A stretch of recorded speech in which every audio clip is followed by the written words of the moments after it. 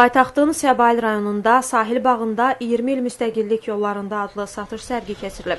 Orta dünya görüşlü paytaxt sakini üçün gözlə görünən gözəllik, musiqili duyğular, xoş ovqat yaratmağa yetərdi. Əgər rəmzi giriş qapısından Bakıya ayaq basan hər kəs dar çərçivədə müstəqillik mənzərəsi görüntüsü ilə qarşılaşmasaydı.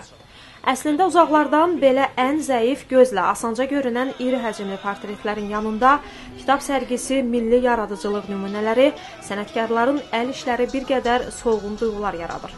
Bayram ovqatlı bu tədbirdə 1991-ci ildə müstəqillik qazanan Azərbaycanın tarixi, 1993-cü ildə hakimiyyətə gələn ümummilli lider Heydər Əliyev adlı güşədən başlayır.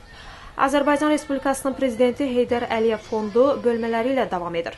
Sözün birbaşa anlamında ən möhtəşəm kitab albomlar bu üç bölmədədir.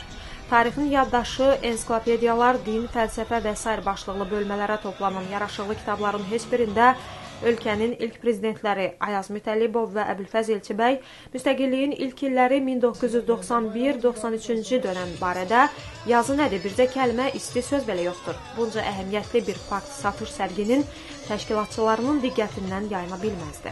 Amma maraqlı bir detal təşkilatçıların diqqətindən yayınıb. İri planda göstərdiyimiz bu stenddəki yazıda cümlənin əsas mübtədasının olmaması. Prezident sərəncamı ilə nəşr olunub, ölkə kitabxanalarına hədiyyə edilən nəymiş görəsən kitab, qəzet, jurnal, albom, broşur ya nə?